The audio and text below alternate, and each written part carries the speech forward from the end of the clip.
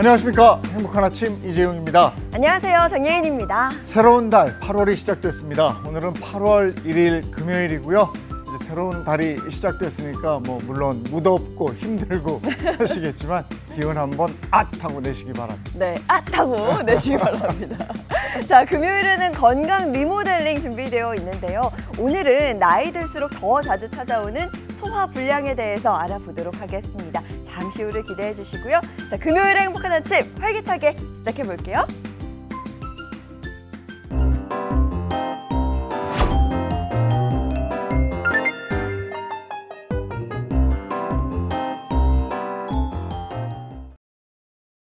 팔 월의 첫날 어떤 소식이 들어와 있을까요? 모닝픽부터 시작하겠습니다. 조현정 시사평론가와 함께하죠. 어서 오세요. 네, 안녕하세요. 네, 첫 번째 모닝픽 어떤 겁니까? 네, 첫 번째 모닝픽은 서울에 열린 바나나입니다.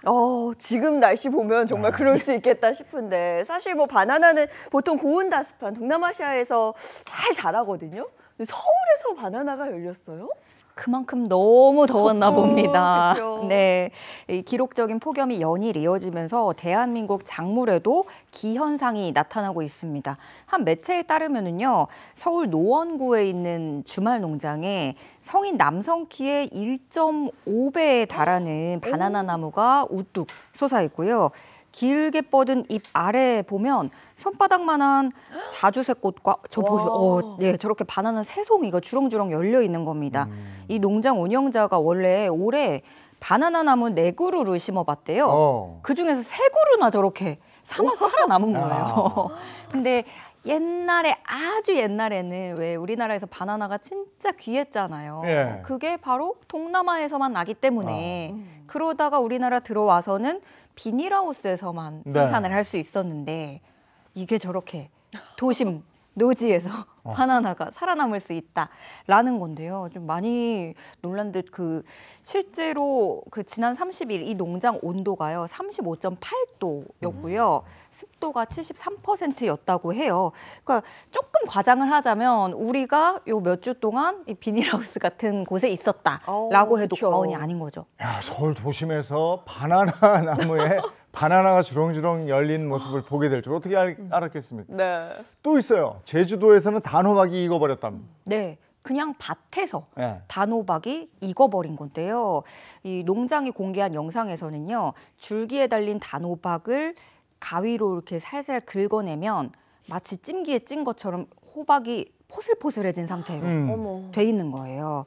겉모양 상품성은 조금 찌그러지거나 이렇게 못생기게 만들어져도 맛이나 이런 변화가 없으면은 못난이로 저렴하게 팔 수 있는데 저거 보시면은 저렇게 익어서 긁어서 포슬포슬해지니까 팔 수가 없는 거죠. 저런 경우에는 출하도 안 되고 판매도 안 되고 그런 상태가 되는 겁니다.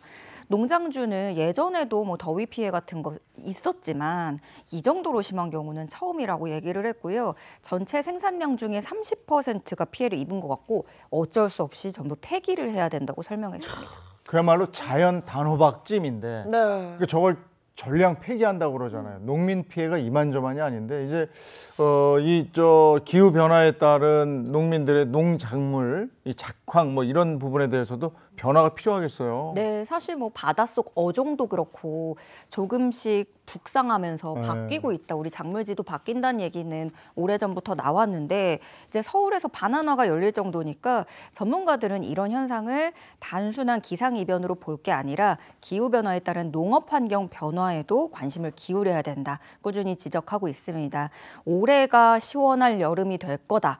전 이 말이 요즘에 너무너무 무시무시하더라고요. 이렇게 더운 게 사실 제일 시원한 여름일 것이다 라는 그 말이 있는 만큼 이 기후변화 속도에 맞는 품종에 대한 연구 개발 절실해 보입니다. 서울에서 바나나가 열리는 그런 시대에 우리가 살고 있습니다. 네. 아이고 참.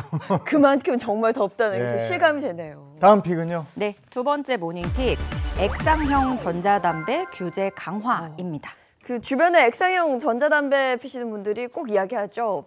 이건 괜찮아. 근데 비흡연자로서 사실 그게 무슨 이야기인지 저는 잘 모르겠는데 규제가 강화된다는 소식인가 봐요? 네, 이 담배라는 이 법적 규제 정의를 좀 볼 필요가 있는데요. 지금의 담배라고 하는 것은 연초의 잎을 원료의 전부 또는 일부로 삼은 것을 뜻합니다. 그리고 현행법상 담배로 분류가 되면 담배 제조, 유통, 판매 허가 등에 있어서 관리 감독을 받아야 되고 그렇기 때문에 경고 문구, 그림, 표기 같은 거, 광고 제한, 규제를 받고 있는 거거든요. 그런데 액상형 전자담배는 조금 많이 다릅니다. 제가 여기서 말씀드리는 그 포인트는 잎사귀예요. 아까 그 담배를 규정할 때 연초의 잎을 원료로 한다라는 건데 액상은 대부분 합성 니코틴으로 만들어져 있거든요. 그래서 법적으로는 담배로 분류되지 않습니다. 그러다 보니 규제에 사각지대 놓여 있고 청소년들의 흡연 문턱을 낮춰서 문제가 되고 있습니다. 실제로 담배와 관련해서 청소년을 대상으로 한 조사가 있었다고 그러는데 어떤 내용이 담겨져 있었습니까? 네, 질병관리청이 2019년부터 지난해까지 실시한 청소년 건강 패널 조사에 따르면요. 학년이 높아질수록 담배를 피워본 적이 있다라는 응답률이 높아졌는데요. 특히 여학생들의 경우에는 고등학교 1학년에서 2학년으로 진학할 때 액상형 전자담배 사용률이 일반 담배를 처음으로 넘어섰다고 합니다. 이 액상형 전자담배가 청소년들의 흡연율을 높이는 원인으로 지목이 되고 있는데 왜 그러냐면 전자담배가 오히려 과일향 난다 이래가지고 담배에 대한 진입 장벽을 더 낮춰버리는 그런 부작용이랄까요? 그런 효과가 있거든요. 그래서 정은경 복지부 장관은 액상형 전자담배에도 관련형 일반 담배와 똑같은 규제가 적용되도록 담배사업법상 담배 정의를 연초 잎에서 연초 및 니코틴으로 확대하는 작업을 지속해서 거치겠다고 밝혔고요. 또 국회 입법조사처도 어떤 제안을 내놨냐면 담배의 정의를 니코틴을 원료로 제조한 것 이렇게 니코틴으로 확대를 해야 온라인 거래도 금지하고 그런 것도 있어요. 학교 근처에서 자판기로 팔아가지고 학생들이 이렇게 팔게 사게 하는 그런 경우도 있어서 청소년의 전자담배 흡연을 이런 식으로 좀 규제를 통해서 막아야 된다고 이야기를 하고 있습니다. 복지부에 따르면요. 지금 담배사업법 개정안 10건이 국회에 상정돼서 논의 중이라고 합니다. 이건 우리 청소년들의 건강을 위해서 빨리 돼야 되겠네요. 이거 규제해야 되겠군요. 네. 다음 픽은요. 세 번째 모닝픽은 떠나는 공시생들입니다. 네, 우리 청년들의 구직난 점점 심해지는 와중에 공무원 시험 준비생인 공시생 수가요. 역대 최저치를 기록했다는 소식입니다.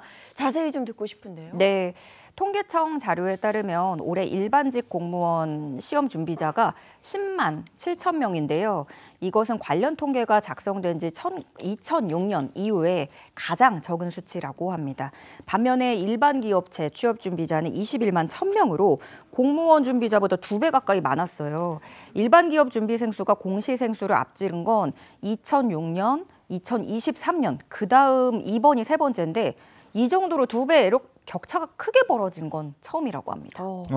요즘 취업 시장도 어려운데 공무원을 피하는 분위기가 더 강해진 무슨 이유입니까? 이게 원래 그전에는 IMF도 겪어본 부모님들이 있었고 글로벌 금융위기도 있었고 하다 보니까 안정을 찾아서 공무원으로 많이 갔는데요. 이제는 그것보다 더 중요해진 게 바로 급여였습니다. 공직의 매력이 떨어진 주된 원인으로 낮은 급여 지목됐는데 20대, 30대 청년 공무원 220명 대상으로 조사를 실시해봤더니 응답자 72%가 급여 때문에 퇴사를 고민한 적이 있다라고 답했고요. 월급 때문에 결혼을 포기한 적이 있다라는 응답도 43%나 됐습니다. 그리고 어렵게 공무원이 됐는데도 공직에 오래 남는 경우 또한 그렇게 좀 점점 줄어들고 있는 상황인데요. 공무원 임용 후에 5년 미만에 퇴직한 공무원 수가 2019년보다 2022년에 2배가량 급증했습니다. 이게 모든 가치의 기준이 돈이다 보니까 이게 이제 봉급 수준 이런 걸 생각한다 이런 얘기인 것 같은데 근데 공무원 기피라는 것이 더 나가면 공공 인력에 대한 수급 여기에도 문제가 있는 거 아니에요? 네, 그렇죠. 그러다 보면 이제 점점 공무원 사회도 굉장히 고령화가 될 것이고 신입들은 들어오지 않을 거예요. 저연차 공무원의 유입이 감소되고 반대로 이탈은 더 확대되는 이런 현상이 장기화되면 공직 인력의 질 저하로 이어질 수 있다는 우려가 나오고요. 그리고 또 이런 시각도 있습니다. 반대로 인재가 민간 영역으로 분산되는 흐름 자체는 경제적 측면에서는 바람직하다라는 그런 시각도 공존하고 있는 상황인데요. 사실 그동안 한 20년 전 요럴 때 너무 모두가 공직에만 매달리는, 공무원 시험에만 매달리는 이런 것도 투자 측면에서는 그 나라가 그렇게 건강하진 않은 상태였던 것도 맞긴 합니다. 어쨌든 지금 기업 채용은 줄어들고 공무원 채용은 확대되고 있지만 그럼에도 안 간다. 공직 기피 현상이 뚜렷해지고 있는 만큼 이에 걸맞은 처우 개선도 같이 필요해 보입니다. 언젠가 공무원 수를 확 늘렸던 때가 있었어요. 네, 그리고 네. 나서 이제 그 공무원의 수급이라든지 이런 거 한번 조정이 됐었나 싶은데 차제야 한번 정밀하게 따져보면 어떨까 이런 생각도 들고요. 자, 다음 픽은요. 네, 네 번째 모닝픽은 한 번의 운동으로 암 억제입니다. 한 번의 운동으로 네. 암을 억제할 수 있다. 진짜인가요? 이게 지금 운동의 포인트를 맞춰야 되는데 한 번에 다들 이렇게 꽂히실 것 네. 같아요. 호주의 한 대학교 연구진에 따르면요. 한 번의 고강도 운동만으로도 암세포 성장을 상당 부분 줄일 수 있다고 합니다. 연구진은 유방암 환자 32명을 대상으로 연구를 진행했는데요. 참여자들은 최소 4개월 전에 1차 치료를 마친 뒤에 주치의에게 운동해도 된다. 허가를 받은 환자들로만 구성을 했다고 합니다. 이 참여자들을 두 그룹으로 나눴어요. 각각 45분간 고강도의 근력 운동하고 또 한 그룹은 고강도하고 저강도를 이제 반복하는 인터벌 운동이라고 하죠. 그런 것들을 두 그룹으로 이렇게 쪼개서 했는데 연구진이 그 운동한 다음에 그러니까 운동 전, 운동 후 30분 뒤 이렇게 해서 혈액 샘플을 채취를 해서 검사를 해봤더니 두 그룹 모두가 운동 직후에 혈중 마이오카인 수치가 많게는 47%까지 증가를 했다고 합니다. 이 마이오카인은 근육에서 분비하는 호르몬인데요. 암세포 증식을 억제하는 효과가 있고요. 운동할 때 나온 이 마이오카인이 운동 30분 후까지도 유지가 된다. 높은 수준으로 유지를 하고 있다. 그런데 암세포 성장률이 20-30% 정도 떨어졌다. 특히 인터벌 운동을 한 그룹에서 그 효과가 더 두드러지게 나왔다라는 연구 결과입니다. 한 번의 운동으로도 암의 진행 속도를 늦출 수 있다. 야, 이거 저 집에 가서 한번 해봐야 되겠네요. 네, 네. 다들 이렇게 생각하실 것 같고 이 소식 듣고 또 운동해봐야지 생각하시는 분들 있으실 것 같은데 연구팀은 고강도 운동 시에 증가하는 그 아드레날린, 노로아드레날린 등 이런 교감신경 호르몬이 면역세포를 활성화하고 근육세포 내 마이오카인 분비를 늘렸다고 분석을 했고요. 이 연구를 주도한 프란체스카 베타리 박사는 운동이 체력 향상을 넘어서 생물학적으로 암 재발을 억제하는데 비약물적 치료 전략이 될 수 있음을 시사한다라고 말했습니다. 이 부분이 의미가 있는 것 같아요. 그 비약물적으로 그 세포, 암 재발을 억제하는 데 영향을 충분히 끼칠 수 있다, 운동이. 그런 연구에서 의미가 있는 것 같고요. 그리고 이럴 때마다 또 용기를 갖습니다. 왜냐하면 이 운동을 시작하기 전에는 꼭 주 5회는 해야 될 것 같고 그런 완벽해야 될 것 같고 그렇지만 가끔이라도 네. 주말만이라도 하루만이라도 일주일에 하루만이라도 운동을 하는 게 그래도 낫겠구나라는 생각을 다시 한번 해봅니다. 근데 이게 진짜 맞는 얘기인 것 같은 게 제가 예전에 한번 그 굉장히 스트레스를 받을 때가 네. 있어요. 그때 굉장히 고강도 운동이나 거친 운동을 좀 해보세요. 근데 그거 하니까 좀 풀리더라고요. 풀리셨어요? 그런 의미도 있는 것 같아요. 네, 알겠습니다. 조현정 시사평론가와 함께했습니다. 고맙습니다. 네, 고맙습니다. 네, 8월의 첫날입니다. 오늘 날씨 어떨지 궁금한데요. 문단영 기상캐스터 날씨 전해주세요.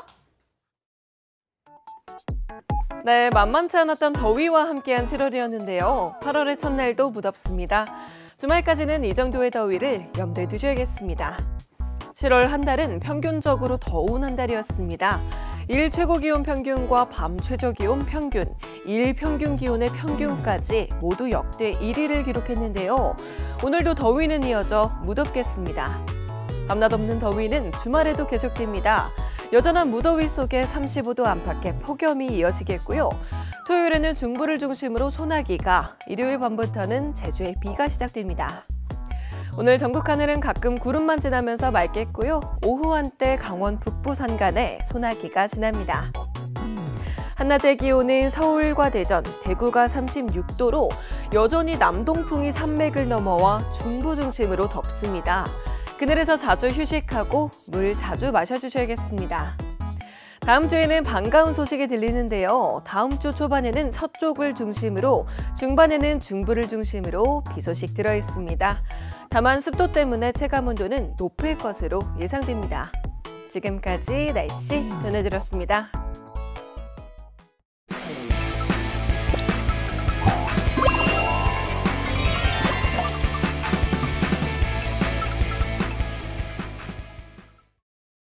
행복한 아침 함께하고 계신 지금 시각이 7시 46분을 향해 가고 있습니다. 이번엔 건강 한번 챙겨보도록 하겠습니다. 건강 리모델링 시간입니다. 네, 가장 먼저 든든한 주치의 선생님들부터 소개해드리겠습니다. 장민욱 신경과 전문의, 민혜영 가정의학과 전문의 모셨습니다. 안녕하세요. 안녕하세요. 자, 그리고 양기영 소화기내과 전문의와 개그우먼 이희경 씨도 함께합니다. 반갑습니다. 행복한 아침. 지금 아마 휴가를 떠나서 휴가지에서 보고 계신 분들도 계시고 네네. 나 가야 될 텐데 8월 가기 전엔 가야지 이런 분들도 계실 거예요. 희영 씨는 휴가 계획이 있습니까? 저도 한 8월 중순쯤에 남편하고 남해 한적한 바다에 가서 낚시도 좀 하고 튜브에 둥둥둥둥 떠 있기도 하고 회도 좀 먹고 그리고 또 뭐 밤에 삼겹살도 구워 먹고 사실 먹으러 가는 거예요. 사실. 야, 진정한 휴가를 즐기고 오신 것 같은데 네. 이재용 아나운서 집에 이제 아이가 있잖아요. 네. 휴가 가셔야죠. 같이 가면 휴가입니까 그게? 네, 진짜 혼자 가보세요. 네? 노동인가요? 어디론가 이렇게 혼자 착 떠나야 이게 휴가 아닙니까? 그러네요. 아유, 저는 토요일마다 저 산에 가서 즐기고 있어요. 그게 휴가인 거죠. 계획 없으시죠? 저는 없어요.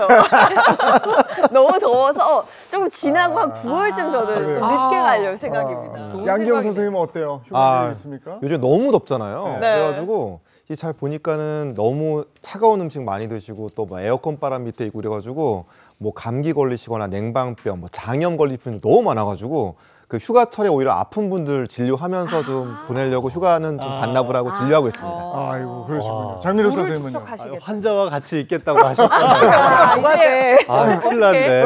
저희 이제 어머니 고향이 삼척이라 네. 네, 삼척에 가서 삼척 시원한 동해바다 물에 네. 몸 좀 담궈야 돼. 좋다. 삼척에서. 민혜 선생님은요? 네, 저도 환자를 살짝 떠나서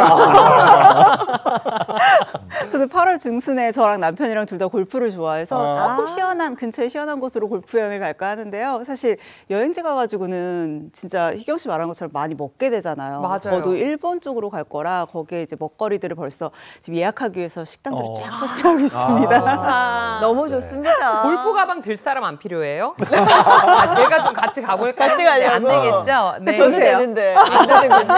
네, 좋습니다. 근데 지금 앞서도 얘기가 많이 나왔어요. 여행이라는 게 가서 먹는 맛이라는 게 다 있거든요. 맞아요. 근데 이제 자연스럽게 음식을 평소보다 좀 많이 먹게 되고 또 그러면서 소화 불량을 호소하시는 분들도 굉장히 많다고 합니다. 소화 불량이 뭔지 알고는 있는데 정확히 좀 설명해 주세요. 저 모두가 경험은 해보셨을 거예요. 근데 소화불량이라고 하는 게 특정 질환이 아니라 어떤 특정한 증상을 말하는 거거든요. 즉 우리의 위장이 뭔가 기능이 저하가 된 거예요. 그러면서 원래는 소화를 시키면서 쭉 빠져나가야 되는데 음식물이 위나 장에 머무르는 시간이 길어지게 되고 영양분도 제대로 흡수하지 못하는 증상을 뜻하는 거죠. 그래서 소화불량은 크게는 기질성 소화불량과 또 기능성 소화불량으로 나눌 수가 있습니다. 기질성 소화불량이라는 건 말 그대로 기질적인 문제가 있는 거예요. 그러니까 위나 장에 어떤 위염이라거나 또는 위식비지장 궤양이라거나 또는 뭐 역류성 식도염과 같은 질환이 있기 때문에 이것 때문에 기능이 떨어져서 생기는 경우인 거죠. 그럼 이럴 경우에는 이 기저질환을 치료하면 대부분 호전이 됩니다. 근데 더 많은 경우는 사실 기능성 소화불량인 경우가 많은데요.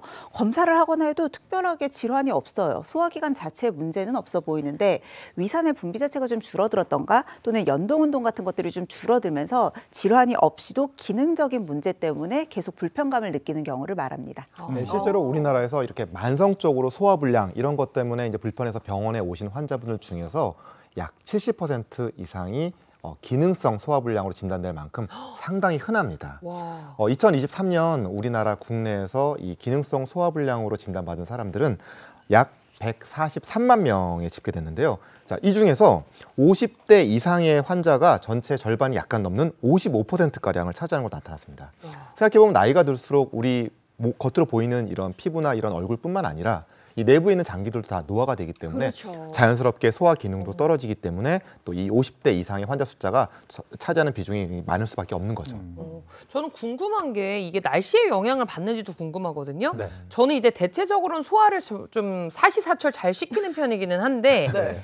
그 생각해보면 약간 여름에 너무 더워서 진이 빠져서 그런지 입맛도 좀 없는 편이기도 하고 뭘 먹으면은 진이 빠져서 뭔가 소화가 더 안 되는 것 같은 그런 느낌을 받거든요. 근데 네. 유독 여름철에 소화 불량이 좀 일어나는 이유가 있나요? 일단 날씨 영향 무시할 수가 없죠. 여름철에 있구나. 사실 저도 비슷한 경향을 좀 갖고 있는데요. 이 밤이 좀 길어지고 밤에 계속 또 안 자고 덥고 습하니까 잠이 안 오니까 야식도 시켜 먹게 되고 특히 또 차가운 음식들 많이 드실 거예요. 근데 네. 차가운 음식이 맛있으려면 진짜 자극적이어야 되거든요. 그래서 자극적이면서 차가운 음식을 너무 과도하게 먹다 보면 이렇게 기능적 소화불량을 가지신 분들한테 훨씬 더 크게 탈이 날 수가 있습니다. 근데 이제 야식이 사실은 전 더 문제라고 생각하는데 낮도 굉장히 길어지고 밤에 잠도 안 오니까 이것저것 시켜 먹다가 네. 차갑고 자극적인 음식으로 굉장히 배도 불편하고 속도 더부룩한데 잔뜩 음식물이 들어있는 상태에서 잠을 자면 우리 몸에 자율신경계 교란이 찾아오면서 밤새 잠을 뒤척이기도 합니다. 이런 것들이 컨디션을 더 저하시키고 또 소화불량을 다시 악화시키기도 하죠. 그러니까 무더운 날씨에는 사실은 이렇게 음식 물론 중요하지만 에어컨, 요즘 에어컨 없어서 살 수가 없잖아요, 진짜로. 맞아요. 이렇게 굉장히 추운 에어컨 속에서 계속 이렇게 있다 보면은 우리 몸이 이 더운 곳에 있다가 그러니까 더운 곳에 있다가 시원한 곳에 있다 이렇게 자꾸 변화가 되면은 우리 몸이 너무 추위를 잘 느끼게 돼서 우리 몸에서는 이 교감신경이라고 하는 것이 활성화가 됩니다. 그러면은 위장의 운동을 떨어뜨려서 소화력도 감소할 수밖에 없게 됩니다. 내가 평소에 즐겨 먹는 음식 중에서도 어떤 건 소화가 잘 되고 어떤 건 소화가 안 되고 뭐 여러 가지가 있을 것 같아요. 네. 그거 한번 알아봤으면 좋겠어요. 지금 그 앞에 음식들을 쭉 가지고 나오셨네요. 네. 그래서 이제 제가 희경 씨와 함께 우리가 평소에 먹는 음식별로 조금 소화되는 시간이 다르거든요. 네. 물론 이게 항상 그런 건 아니고 먹는 양이나 또는 개개인의 소화 상태에 따라 조금은 달라질 수는 있습니다. 그래도 일반적인 소화 시간이라는 게 있어서 이런 걸 좀 알려드릴게요. 네. 일단 다양하게 준비를 했는데 희경 씨가 먼저 희경 씨가 생각하시기에 소화가 가장 잘 되는 빨리 되는 음식부터 천천히 되는 음식까지 한번 나열해 보시겠어요? 일단 이거 다 제가 여름에도 자주 먹는 것들이에요. 휴가 그쵸. 가서도 꼭 먹게 되는 것들이거든요. 일단 물은 뭐 0칼로리니까 소화되고 자시고도 없어 이거는. 얘가 제일 소화가 빨리 될 것 같고요. 네. 그다음에 왠지 이건 밥이 탄수화물이어서 소화가 엄청 빨리 될 것 같아요. 그 다음으로. 그리고 후식. 이거 달달한 복숭아도 왠지 그 다음으로 달콤해서 쫙 흡수가 될 것 같고 제가 샐러드 고기 아니에요? 먹고 나서 금방 나는 소화가 잘 되는 거예요. 그렇구나. 그 다음에 아니야? 나만 그래? 아니야? 저도 그래요. 아니 저기 TV 화면 밖에서 놀라는 탄성이 여기까지 들려가지고 보통 고기 먹고. 샐러드가 소화가 잘 안 돼서 살이 빠진다고 들었거든요. 제가. 아, 그래요? 네. 그리고 김치. 왠지 김치는 채소에 양념까지 묻어 있어서 가장 소화가 덜 될 것 같아요. 느리게. 일단 제가 살짝 말실수도 조금 한 것 같아요. 소화되는 시간보다는 위에서 머무는 시간 기준이기는 한데 조금 혹시 여기 힌트 줬는데 바꾸실 의향? 저는 똑같은 거 같아요. 틀리더라고. 그러면 일단 바로 정답부터 공개할게요. 네. 희경 씨가 아예 틀리진 않았어요. 기본적으로 가지고 있는 생각은 맞아요. 탄수화물이 좀 빨리 흡수가 되고 하는 건 맞는데 네. 일단 물. 물. 위에 뭐 내용물이 없다고 하면 거의 바로 지나간다고 보시면 됩니다. 5분 이내로 되고요. 자, 그다음에 밥을 꼽으셨는데 사실 네. 잠깐 희경 씨가 이거 큐카드만 네. 잡아 주시겠어요? 제가 봤을 때는 요런 샐러드가. 샐러드가 제일 오래 머물러 있는다. 네, 아니죠. 빨리. 빨리. 요쪽이 오래 머무는 방향이에요. 그래서 아까 말씀드린 것처럼 이제 가장 빨리 5분 이내로 위에서 지나가는 건 물이고요. 그 다음에 보통 과일이나 과채류들, 채소류들이 그래도 한 1시간 정도 이내로 좀 빨리 지나가는 편이에요. 물론 아까 얘기하신 식이섬유가 오래 머무르는 건 맞는데요. 양에 대한 영향이 좀 있기 때문에 보통은 빨리 지나가게 되고 식이섬유가 너무 많은 채소는 조금 더 걸릴 수는 있습니다. 네. 그 다음이 이제 우리가 본격적으로 주식으로 먹는 밥이나 김치인데요. 안에 있는 식이섬유도 풍부하긴 하지만 기본적으로 탄수화물이 조금 더 걸리는 시간이 있고 얘기하신 것처럼 양념이 되어 있을 경우에는 위에 자극을 주면서 조금 더 연동 운동을 늦출 수 있기 때문에 좀 더 오래 걸려요. 이제 마지막으로 희경 씨가 가장 빨리 소화가 된다고 했던 삼겹살. 그러면 희경 씨 한 몇 시간 정도 되면 이제 위에서 나가는 것 같으세요? 휴가 가면은 점심에 이게 물놀이하고 삼겹살 한번 구워 먹잖아요. 그럼 한 3시간 후에 저녁을 또 먹거든요. 아, 대부분 다 배고파서. 그렇지 않아요? 뭐 한 3시간. 3시간 정도 조금 더 쓰셔야 돼요. 보통 이렇게 많이 기름지고 또 단백질 함량까지 풍부한 음식들은 한 5시간 정도 걸려요. 그래서 이걸 밤늦게 삼겹살 막 과식하신 다음에 한 3-4시간 있다 주무시잖아요. 아침까지 속이 더부룩할 수밖에 없어요. 그래서 내가 소화불량이 요즘 들어 부쩍 심해졌다라고 하면 제일 먼저 체크해 보셔야 되는 건 내가 어떤 음식을 많이 드시고 계신가예요. 그래서 아무래도 이런 쪽보다는 기름지고 좀 소화가 늦는 음식들을 많이 드신다면 기질적인 문제보다는 이런 음식 때문에 생겼을 확률이 있으니까 드시는 양을 좀 줄이시거나 양을 줄이고 좀 자주 드시는 것과 같은 다른 방법을 선택하시는 게 조금 더 좋으실 것 같아요. 네, 음식별로 소화 시간에 대해서 알아봤습니다. 두 분 고맙습니다. 네. 자, 근데 선생님, 그 네. 소화불량 환자, 기능성 네. 소화불량 환자가 많다고 했는데 네. 자세히 이게 어떤 증상이 있는지는 잘 모르겠어요. 네, 기능성 소화불량에 대한 증상, 혹시 나한테는 어떤 점들이 해당되는지 스스로 체크해 볼 수 있는 자가진단 테스트를 준비해 봤습니다. 자, 첫 번째, 일단 속이 좀 자주 메스꺼리고 헛구역질이 난다. 두 번째, 배가 빵빵하고 트림이 자주 나온다. 세 번째, 식후 몇 시간 뒤에도 답답하고 막히는 느낌이 든다.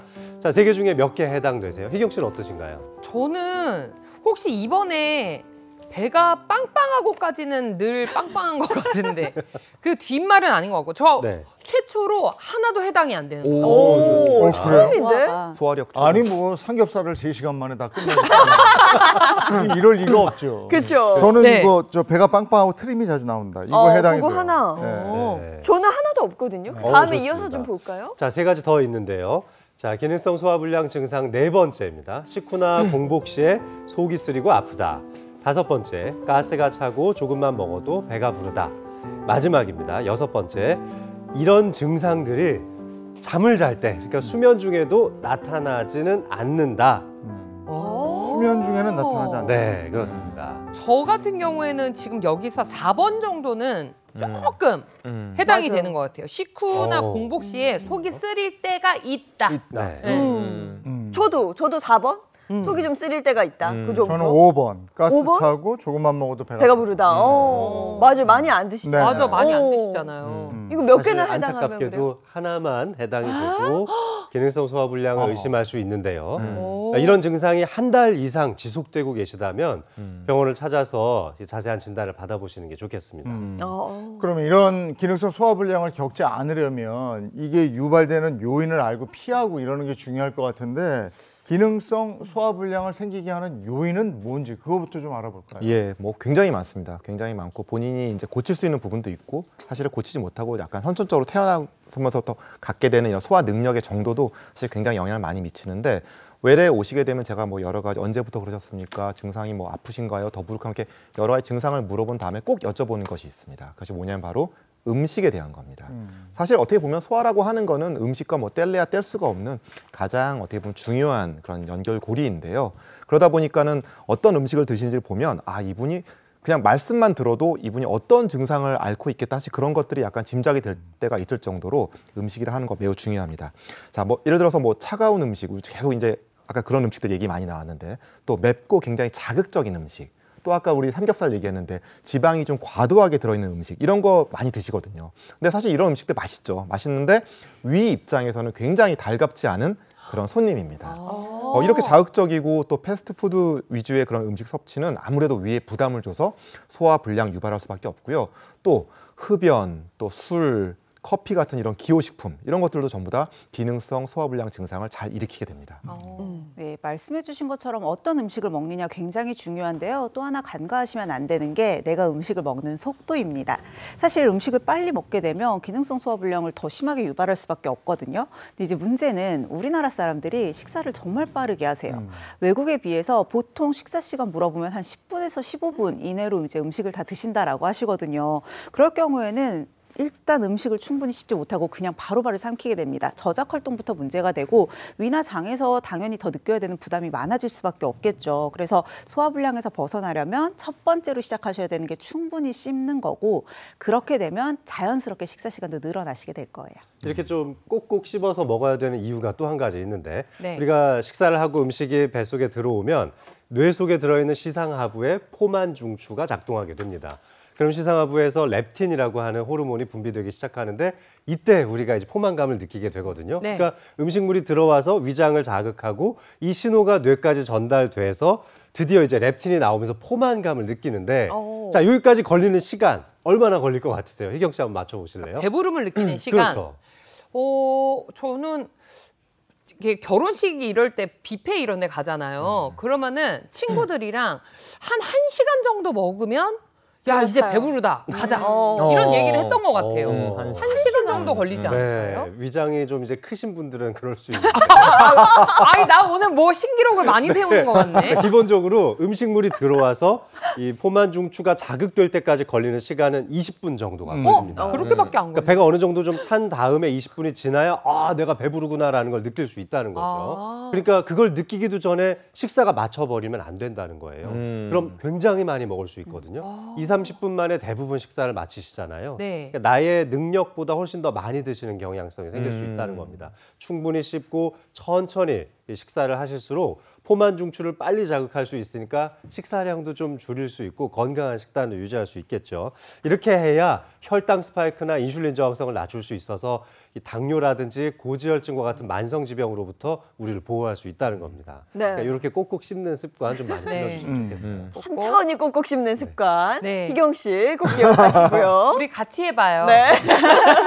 자, 그리고 또 기능성 소화불량을 유발하는 요인에는 어떤 것들이 있을까요? 네, 현대인들이라면 또 빼놓을 수 없는 게 스트레스죠. 스트레스도 기능성 소화불량을 유발할 수 있습니다. 우리의 장이 되게 민감한 장기예요. 특히 장이랑 뇌는 직접적으로 연관이 있기 때문에 조금만 스트레스를 받아도 그 즉시 소화관의 연도운동에 영향을 줄 수밖에 없거든요. 우리가 스트레스를 받는다. 그럼 우리 몸에서는 공격받았다라고 생각을 하고 여기에 대응하기 위한 교감신경을 항진시키고 푹 쉴 수 있는 부교감신경을 떨어뜨리게 돼요. 그러면 위장관에서도 소화는 할 수 없고요. 이런 필요한 혈액이나 모든 에너지를 몸에 대응하는 기제 쪽으로 가기 때문에 소화 기능이 확 떨어지게 됩니다.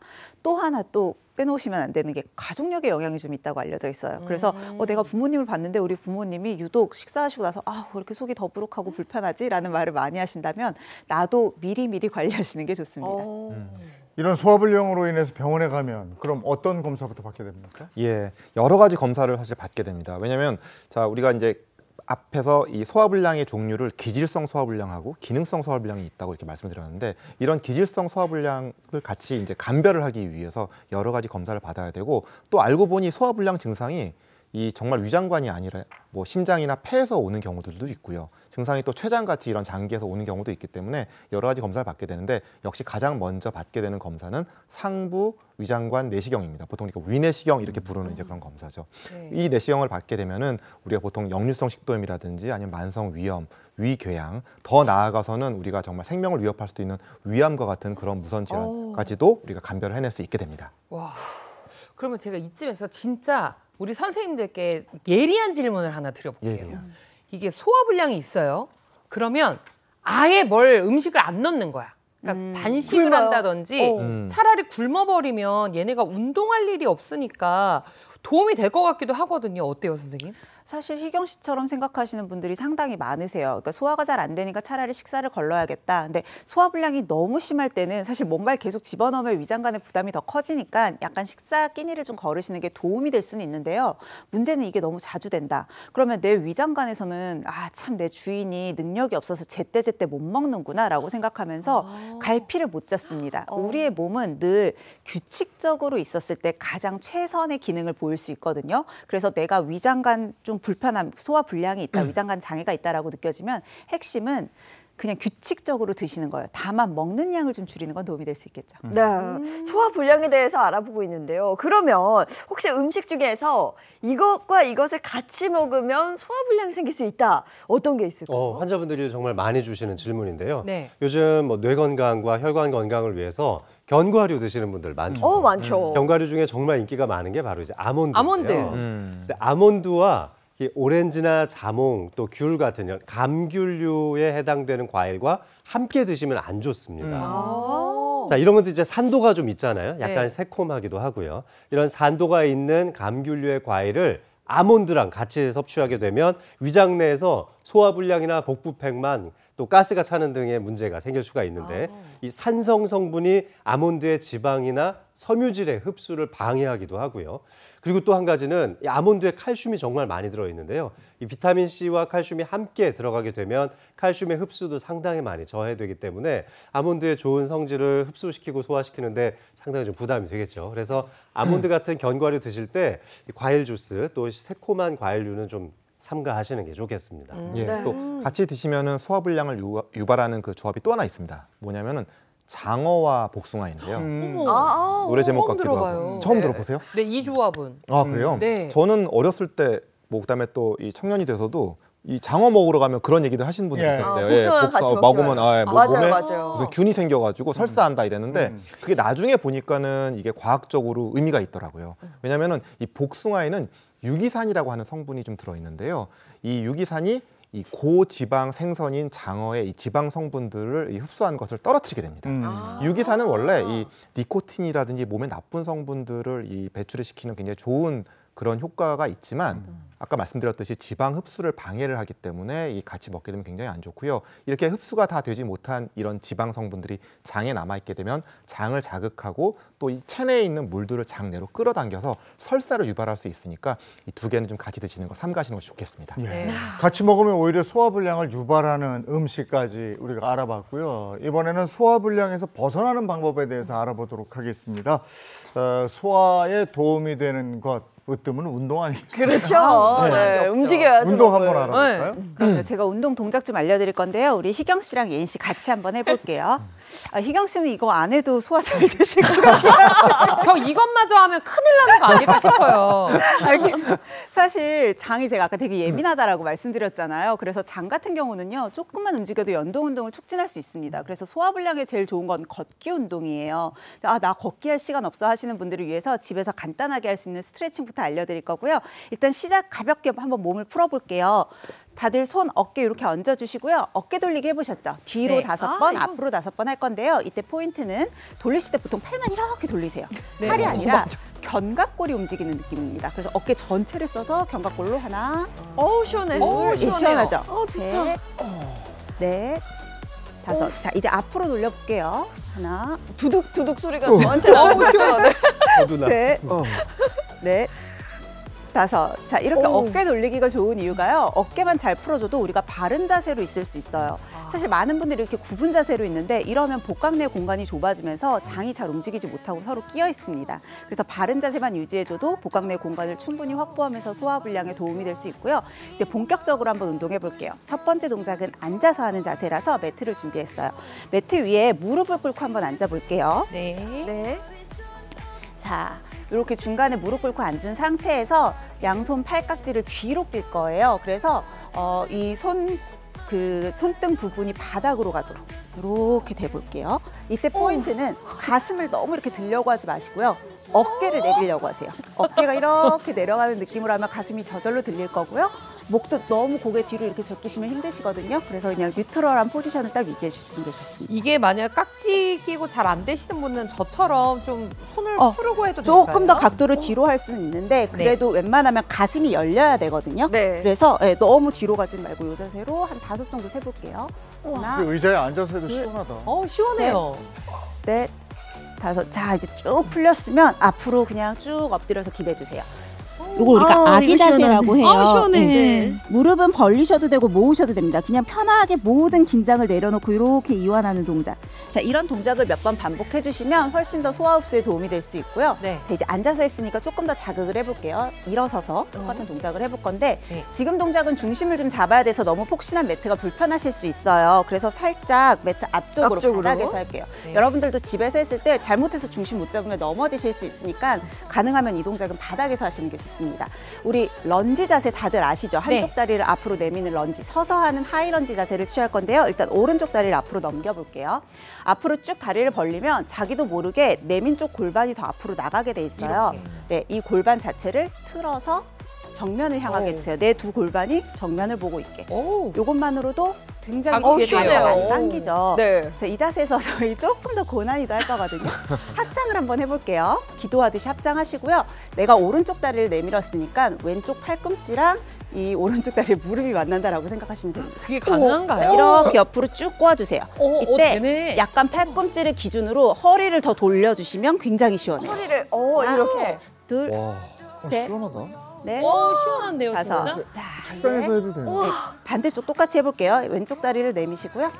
몸이 돌아가지 않게. 네. 뒷다리는 엉덩이 펴야 되죠, 네, 선생님. 가능하면 펴주시는 게 제일 좋아요. 자, 이렇게 있는 상태에서 똑같이 합장하고 반대쪽으로 가볼게요.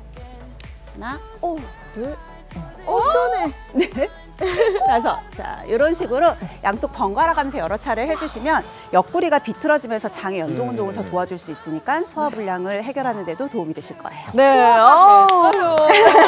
네.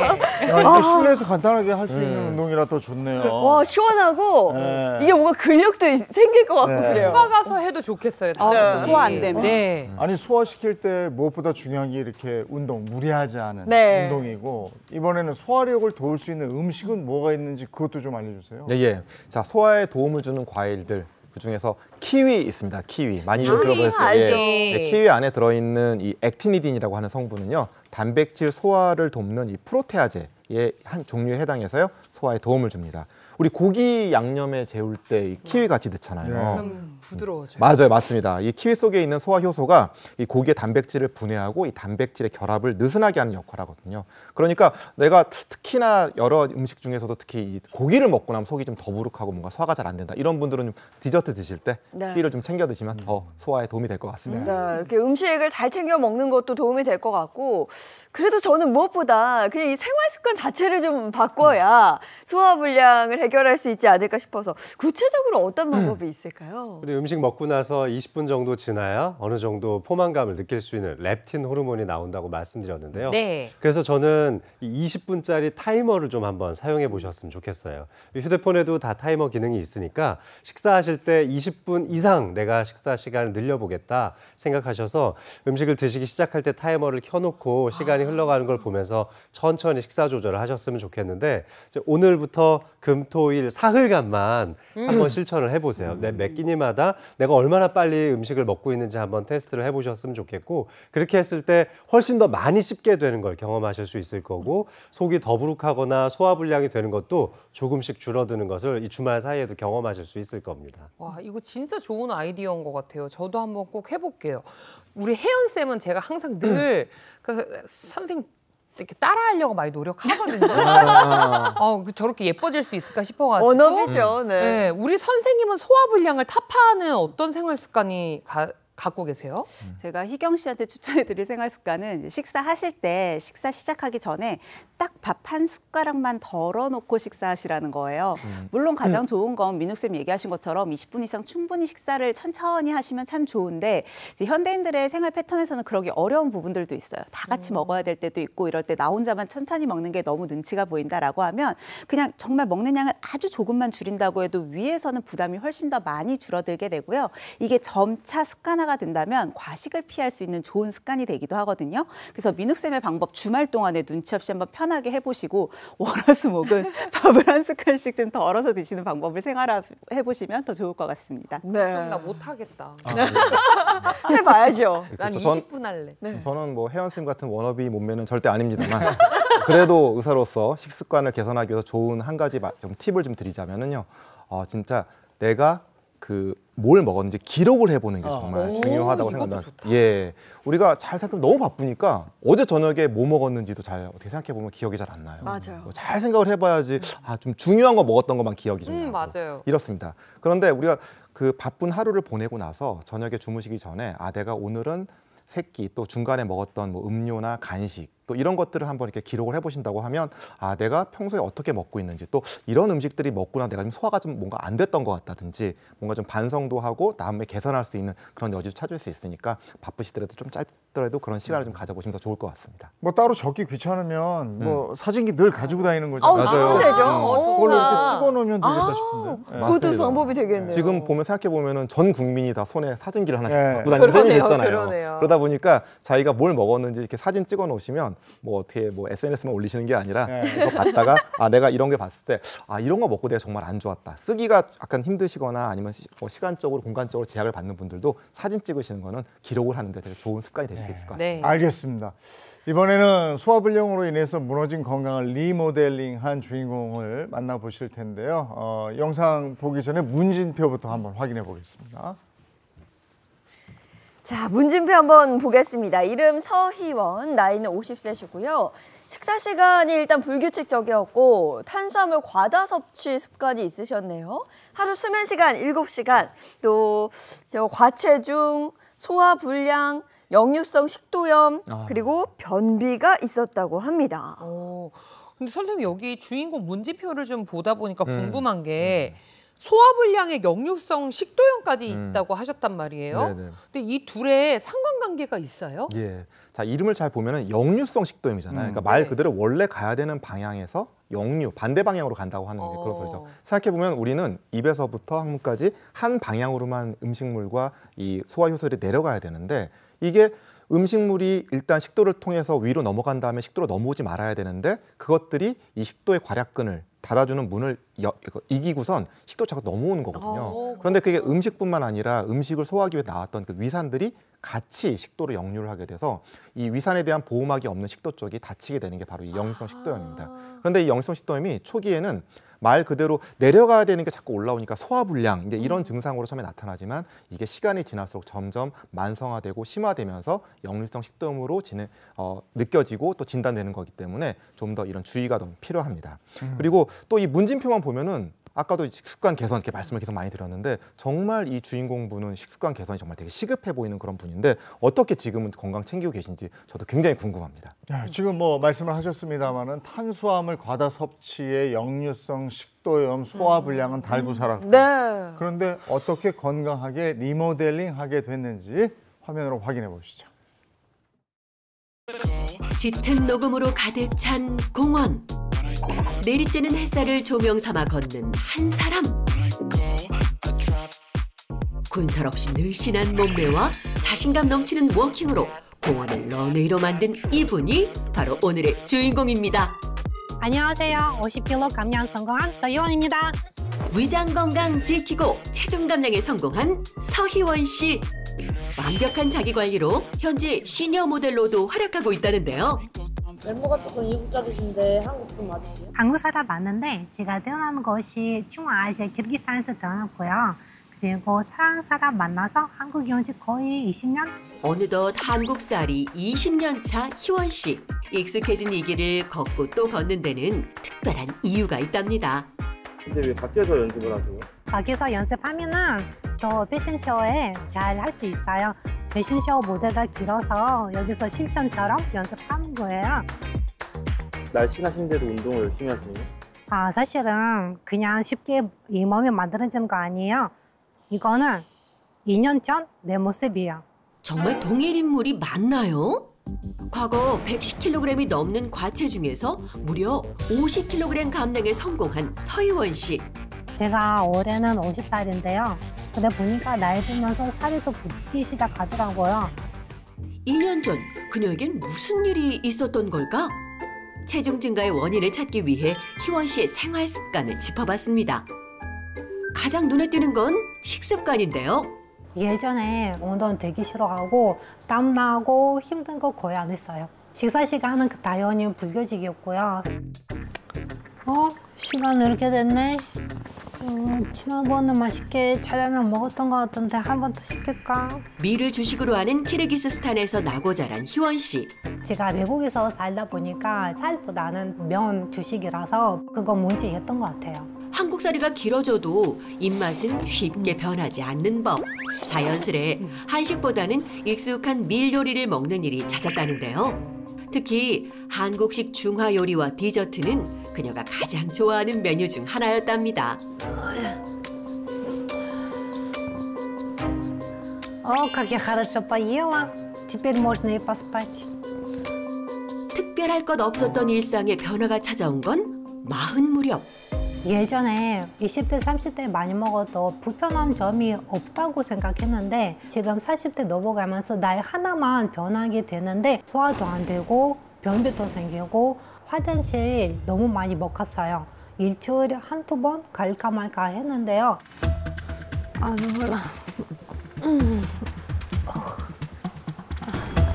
젊었을 때와 달리 나이가 들면서 소화가 좀 안 된다 이렇게 이야기를 하셨는데 지금 음식 먹고 바로 눕는 습관까지 더해지니까 이 위장 건강이 뭐 악화할 수밖에 없겠네요.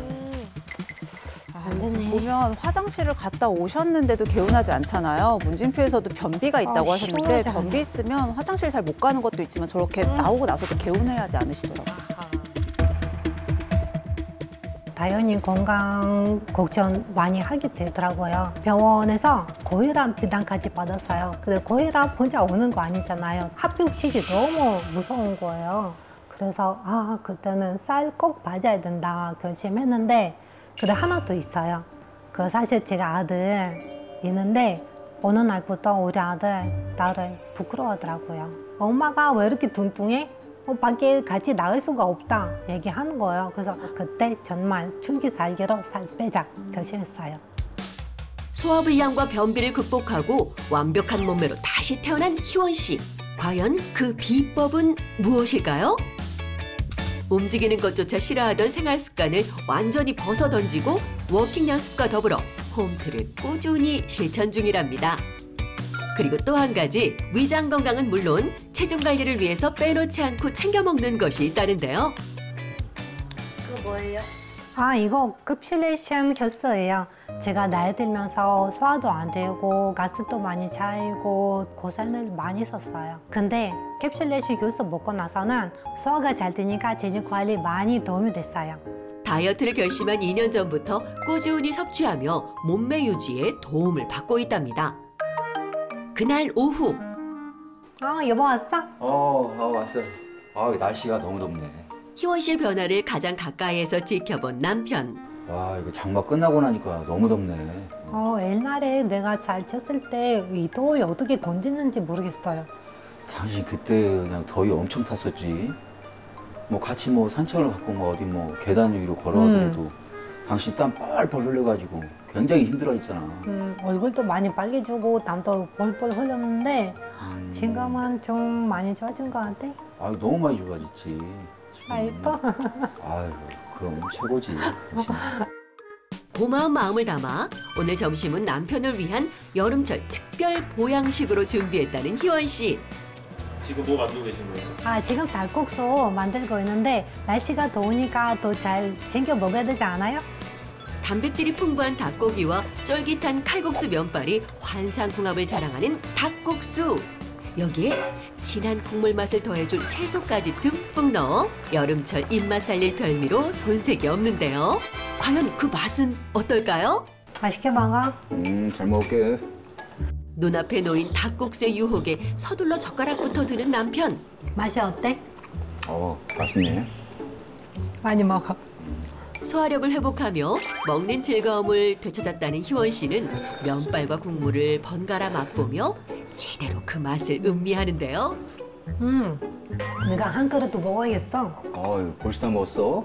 남편은 잘 먹는 아내의 모습이 보기 좋으면서도 한편으론 걱정이 앞서는데요. 이제 좀 있으면 이제 무대에 설 텐데 당신 관리 안 해도 되겠어? 나이 먹을수록 더 먹어야 돼. 굶으면 안 돼. 잘 먹으면서 내가 하는 방법 다 있어. 그래? 잠깐만. 짜잔. 이게 이거 뭐야? 먹어봐. 캡슐레이션 효소야. 효소가 장까지 살아서 가는 거야. 그 먹고 나서는 소화가 너무 잘 되는 거야. 변비도 안 생기고 몸 관리 많이 도움이 되는 것 같아. 그래? 당신도 같이 먹자. 나이 들수록 우리 몸속에 있는 효소가 줄어들어서 이렇게 밖에서 효소를 보존해야 돼.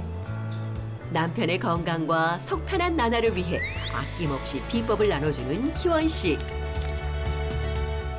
우리 건강 챙기면서 오래오래 행복하게 살자. 화이팅! 건강한 인생 이막을 열기 위한 노력. 지금부터라도 실천해보는 건 어떨까요? 야, 체중 감량은 물론이고 무너진 위 건강까지 지켜내셨어요. 그리고 감량 키로수가 50kg을 감량을 했어요. 대단하십니다, 정말. 저는 비포 애프터 사진이 있으면 좀 띄워주시면. 이거 보세요, 이거 보세요.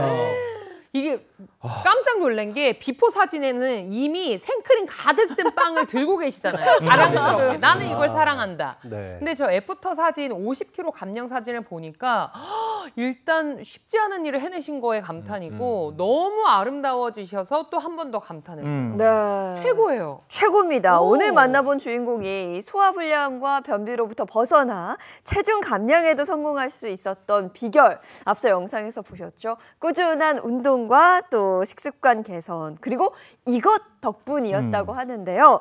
자, 오늘 주인공의 또 다른 건강 리모델링 비결, 이것 바로 캡슐레이션 효소입니다. 근데 선생님, 이게 정확히 뭔지 궁금한데요? 캡슐레이션이란 말이 조금 어렵죠. 이 네. 캡슐레이션 효소는요, 특정 유효 성분이 중간에 위산 같은 것들이 일찍 파괴되지 않고 안전하게 장까지 도달해서 그 역할을 잘 할 수 있도록 겉에 코팅막을 씌우는 용법이 적용되어 있는 효소인 건데요. 캡슐을 씌워주는 용법이다라고 보시면 되는 거죠. 그래서 효소를 보호하는 막이 있는 거예요. 우리가 건강을 생각하면서 이것저것 좋은 걸 많이 드시는데 사실 이런 성분들이 위산에 의해서 그냥 너무 일찍 녹아버리거나 또는 그 구조가 변질이 되면서 활성도가 떨어질 수도 있는데요. 캡슐레이션 공법을 적용한 효소는 이런 단점을 보완한 효소라고 보시면 됩니다. 이렇게 왜 캡슐로 이렇게 효소를 보호하는 것이 중요한지를 이해하시기 위해서는 이 위라고 하는 장기를 좀 더 먼저 아셔야 되는데요.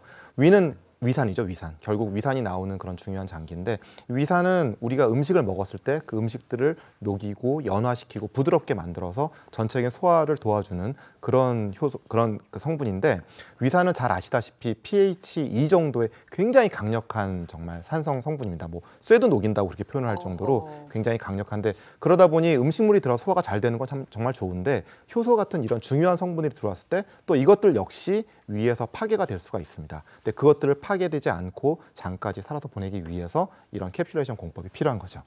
자, 이런 강력한 위산이 우리가 먹은 음식물에 어떤 영향을 미치고 있는지 제가 이해를 돕기 위한 시각적 영상 자료를 준비해 봤는데요. 함께 한번 보실까요? 자, 비커에 들어있는 이 식초를 pH2 수준의 위산, 강력한 위산이라고 가정을 해보겠습니다. 네. 자, 비커에 삶은 달걀을 지금부터 넣을 건데요. 자, 우리가 삶은 달걀 먹은 상황이다, 이렇게 한번 가정을 해보겠습니다. 자, 이렇게 강력한 위산이 담긴 이 위 속에 삶은 달걀이 들어가면 어떤 반응을 보일까요? 뭔가 부글부글 기포가 생긴 것 같아요. 그렇죠. 지금도. 어머머머. 네. 이 강력한 산성인 위산에 달걀 껍질마저 녹아버리는 것을 확인할 수도 있습니다. 어머, 신기하다. 네, 이처럼 위산에 의해서 우리가 섭취한 영양소나 효소 같은 것들이 이 강력한 위산에 의해서 쉽게 파괴될 수 있기 때문에 장까지 효소를 안전하게 이동시키기 위해서 굉장히 이제 중요한 역할을 할 수 있다는 걸 알 수 있죠. 야, 그러니까 이 캡슐레이션 공법, 이게 대단한 게 캡슐을 씌웠다 레이션이네요. 이 안에 있는 거를 보호하고 장까지 가겠다 하길 레이션. 그런 느낌이 지금 딱 드는데, 그러면 굉장히 중요하고 소중한 것들을 보호할 것 같거든요. 이 캡슐레이션 공법에 적용된 효소 안에는 어떤 성분들이 있는 거예요? 이 캡슐 막 안에는 파로 효소가 들어있어요. 조금 생소하실 수도 있어서 파로 먼저 설명을 드리면, 파로는 뭐 장 건강과 소화불량도 도와줄 수 있는 저항성 정분, 또 식이섬유를 포함해서 60여 종 정도의 영양소를 풍부하게 함유하고 있는 고대 곡물입니다. 이 고대 곡물 파로를 소화 흡수율이 더 높아질 수 있도록 효소 처리를 한 파로 효소가 그 안에 들어있는 거죠. 나이가 들수록 소화 효소가 감소한다고 그래서 외부의 도움을 받아서 섭취를 했는데 이게 위에서 다 녹아서 없어져 버렸어. 그러면 또 아깝잖아요. 그러면 안 되는 거잖아요. 그래서 앞서 희경 씨가 이야기한 것처럼 쉬었다 레이션. 네, 쉬었다 레이션. 캡슐로 둘렀다 레이션. 둘렀다 레이션. 이게 이제 캡슐화한 효소가 장까지 안전하게 효소를 이동을 시켜서 소화에 도움이 될 수 있게 돕는다는 건데, 근데 선생님 제가 또 의심이 많잖아요. 아니, 좋은 이게 거예요. 진짜 장까지 가는지 어떻게 알 수 있어요? 네, 그래서 캡슐막이 있는 효소가 실제로 장까지 얼마나 잘 도달할 수 있는지 제가 예시로 좀 보여드리려고 영상을 하나 준비를 했거든요. 함께 보시면서 설명해 드릴게요. 네, 자, 저희 비커를 준비했는데요. 하얀 선 윗부분을 우리 위라고 가정을 할게요. 산성 환경이에요. 그리고 아랫부분은 장과 비슷한 환경이라고 가정을 해보겠습니다. 그다음에 여기에 우리 몸에 꼭 필요한 성분이 저 솜사탕이라고 한번 가정을 하고 실험 영상을 준비를 했거든요. 먼저 캡슐레이션 공법이 적용되지 않은 일반 솜사탕을 한번 먹어볼게요. 자, 들어가자마자 강력한 위산에 의해서 우리 몸에 필요한 성분이 장까지 흡수시키지 못하고 그냥 바로 사라져버리는 거 보이시죠? 네. 우리 몸에 꼭 필요한 효소도 강한 산성인 위산에 다 파괴가 돼버리면 저렇게 장까지는 제대로 도달을 못하니까 우리가 효소를 열심히 챙겨 먹는데 효과를 제대로 보지 못하는 거예요. 그러겠다. 하지만 이번에는 캡슐레이션 공법을 적용한 것으로 가정한 솜사탕을 한번 넣어볼게요. 자, 저렇게 캡슐레이션 효소는요. 위산에 파괴되지 않고 장까지 잘 도달한 후에 천천히 녹으면서 장으로 잘 흡수되는 것을 확인하실 수 있습니다. 이렇게 확실히 시청각 자료를 보여주시니까 이해가 굉장히 잘 되네요. 그러면 이게 결국에는 캡슐의 보호를 받아서 장까지 살아간다는 이야기인 거잖아요. 그럼 이 캡슐레이션 공법과 관련된 연구 자료도 있나요? 예, 그렇습니다. 한 연구 결과에 따르면 이 캡슐레이션 공법 처리를 한 효소는 뭐 온도, 산도, 또 기타 이 환경적 스트레스로부터 이 효소를 보호를 해가지고요. 자, 이 안정할 수 있다고 하는 그런 내용들이 발표가 되기도 했고요. 또 이 캡슐화된 효소는 기존의 천연 효소에 비해서 굉장히 안정화돼 있다는 그런 사실도 확인했습니다. 또 다른 연구에서는 이 캡슐화된 효소가 이 불리한 환경에서도 향상된 안정성, 이게 안정성이 굉장히 지금 중요한 거죠. 이것이 그것을 보였을 뿐만 아니라 이 들어왔을 때 우리 생체 이용률도 굉장히 높은 것으로 확인되었습니다. 그러면 캡슐레이션 공법으로 만든 이 효소가 장까지 도달한다. 그러면 장 건강에도 도움이 될 수 있겠네요. 그렇습니다. 이 캡슐레이션 공법으로 만든 8호 효소는 항바이오필름이라는 이 효과가 있는데요. 항바이오필름 조금 생소하시죠? 네네. 이 의학 용어 중에 이제 바이오필름이라는 용어도 있고 이제 항바이오필름이라는 용어도 있습니다. 그리고 위염을 일으키고 또 위암의 요소로 알려져 있는 헬리코박터균 아시죠? 네. 이 헬리코박터균이 자기를 보호하기 위해서 자기를 이렇게 딱 보호막으로 감싸는 이 습관이 있습니다. 우리 몸에 있는 유해균들이 이런 습관들을 많이 가지고 있는데 이것을 바이오필름이라고 합니다. 그러니까 바이오필름이 두꺼워지면 두꺼워질수록 유해균은 오랫동안 살아남게 되고 독성 물질이나 안 좋은 물질들도 많이 배출시키게 되니까 우리 건강에 안 좋겠죠. 네. 자, 그런데 이런 안 좋은 영향을 하는 바이오필름을 억제한다 해서 항바이오필름 작용이라고 합니다. 이 캡슐레이션 공법으로 들어있는 8호 효소에는 바로 이런 항바이오필름 작용을 할 수 있는 효과가 담겨져 있는데요. 이 캡슐레이션 공법으로 만든 이 8호 효소 덕분에 우리 몸에서는 이 안 좋은 영향을 미칠 수 있는 유해균에 대항할 수 있는 힘이 생긴다고 볼 수 있습니다. 그래서 실제로 캡슐레이션 공법으로 만든 효소가 항바이오필름 작용에 도움을 줄 수 있다라는 연구 하나를 소개를 해드릴게요. 자, 인간의 장상피 세포에 8호 효소가 처리되어 있는 음료를 투여를 했거든요. 그 결과 항균 및 항바이오필름 작용이 이 활성화 자체가 더 올라가면서 전반적으로 유해균의 형성을 억제했다라는 연구 결과가 있었습니다. 이 캡슐레이션 공법 대단하네요. 이게 일단 싸서 장까지 보내주니까 유해균 형성을 막는 데에도 도움이 되고 따라서 뭐 장 건강에도 굉장히 도움이 되겠어요. 네, 맞습니다. 근데 오늘 만나본 이 주인공이요. 소화불량에 시달렸다가 캡슐레이션 공법으로 만든 이 효소를 꾸준히 섭취하면서 증상이 좀 완화됐다 이렇게 이야기를 했거든요. 캡슐레이션 효소가 장까지 도달하는데 도달했을 때 소화에는 어떤 영향을 미치는지 궁금합니다. 예, 자 캡슐레이션 공법으로 만든 효소가 소화에 어떤 영향을 미치는지 이해를 돕기 위해서 시각적 예시를 준비했는데요. 함께 같이 보시죠. 자, 저기 보시는 페트병을 우리의 장이라고 가정을 하고요. 자, 여기에 소화불량과 비만 유발하는 정제 탄수화물인 카스테라 맛있죠? 넣어보도록 하겠습니다. 각각 그 다음에 자, 물과 소화가 잘 안 될 때 즐겨 마시는 탄산음료 그리고 또 캡슐레이션 효소를 넣고 어떤 변화가 나타나는지 관찰해 봤는데요. 자, 4시간 후에 한번 보도록 하겠습니다. 자, 먼저 이 물에 담긴 카스테라는 거의 아무 변화가 없이 그냥 그대로 그 형태를 유지하고 있는 것을 확인할 수 있었습니다. 탄산음료에서도 마찬가지로 큰 변화가 없죠. 네. 탄산음료 소화 잘 될 것 같은데 그러지 않습니다. 자, 그런데 캡슐레이션 효소를 넣은 쪽은요. 자, 보시면 네, 카스테라가 다 분해가 되고요. 소화가 되고 분해된 것을 확인할 수 있었습니다. 그러니까 캡슐레이션 공법으로 만든 효소가 장까지 잘 도달해서 탄수화물 분해시키고 소화가 잘 되는 그런 이해를 돕기 위해서 보여주신 거죠? 네. 오늘 저희가 앞서 본 주인공의 위장 건강에 도움을 준 캡슐레이션 공법으로 만든 효소. 또 어떤 점을 눈여겨봐야 됩니까? 이 높은 섬유질에 눈여겨봐야 되는데요. 높은 섬유질이 장내 미생물 환경을 개선하는 데 도움이 될 수 있습니다. 이 캡슐레이션 공법으로 안에 들어있는 이 파로 효소죠. 근데 파로 효소의 이제 주요 원료는 결국 파로잖아요. 근데 이 파로에는 아라비노자일란이라고 하는 식이섬유가 풍부하게 들어있습니다.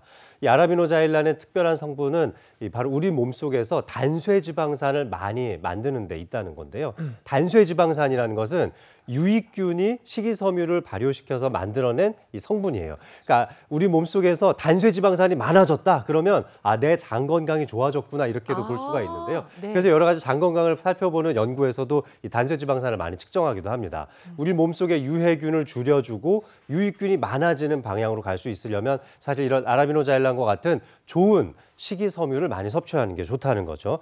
그만큼 우리 몸속에 유익균도 증가했다 이렇게 볼 수 있는 겁니다. 자, 이뿐만이 아니라 이 아라비노자일란은요, 우리 몸에서 식욕을 억제시켜주는 호르몬인 렙틴 호르몬을 촉진시키거든요. 그러면서 전반적인 음식물 섭취량을 줄여주는 효과가 있습니다. 실제로 이 아라비노자일란 농축액이 첨가가 된 죽이 일반 죽보다 배고픔을 더 많이 감소시켰다라는 연구 결과도 있고요. 또 대사증후군 환자들을 대상으로 섭취시켰을 때 식욕을 촉진하는 호르몬은 감소하고 또 대사 조절은 개선된 것을 확인할 수 있었다고 합니다.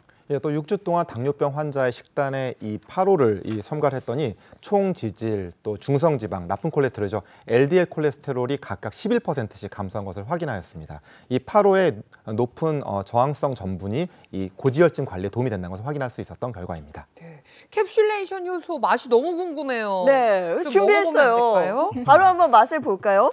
이게 살아서 장까지 도달하는 캡슐레이션 공법으로 만든 효소입니다. 이것도 고구마 라떼 맛이 나는데요? 맛있다 레이션. 캡슐레이션 맛있다 레이션. 그렇죠. 진짜 단맛도 너무 있고. 간편해서 뭔가 자주 챙겨 먹을 수 있을 것 같아요. 네, 먹기도 좋을 것 같아요. 맛있다. 맛있어. 그러면 그거 이제 선생님. 장까지 살아갑니다. 그거. 네, 이 캡슐레이션 효소 먹을 때 주의할 점도 있을 것 같은데요. 이 캡슐레이션 효소는 일반 식품이기 때문에 특별한 주의사항은 없습니다. 다만 임산부이시거나 또는 내가 특정 질환 때문에 약을 복용하고 계시다 하시는 분들은 전문의와 충분히 상의하신 후에 섭취 여부를 결정하시는 게 안전하겠죠. 정말 그 소화 안 되고 속 더부룩하고 막 이러면요 만사가 귀찮아져요. 맞아요. 그리고 일이 제대로 손에 잡히지 않습니다. 맞습니다. 야, 이제 건강하려면 소화부터 거뜬하게 잘 돼야죠. 그리고 이 여름철에 더울 땐 더 안 되니까 네. 운동도 좀 하시고 이런 도움도 좀 받으시고 하면 좋겠습니다. 자, 오늘 도움 말씀 고맙습니다. 고맙습니다. 네, 이어서 오늘 날씨 알아보겠습니다. 문다는 기상캐스터 나와주세요. 네, 한결같이 높은 기온이 이어지는 날씨에 지쳐갑니다. 지난 밤에도 후텁지근해서 현재 기온은 29.4도를 보이고 있는데요. 주말에도 폭염의 질주를 막기는 어렵겠습니다. 7월 한 달은 평균적으로 더운 한 달이었습니다. 일 최고 기온 평균, 밤 최저 기온 평균, 일 평균 기온의 평균까지 모두 역대 1위를 기록했는데요. 오늘도 더위는 이어져서 8월의 첫날도 무덥겠습니다. 밤낮 없는 더위는 주말에도 이어집니다. 토요일에는 중부를 중심으로 소나기가 지나겠고요. 일요일 밤부터는 제주에 비가 지납니다. 오늘 전국 하늘은 가끔 구름만 끼면서 맑겠고요. 오후 한때 강원 북부 산간에는 소나기가 지나겠습니다.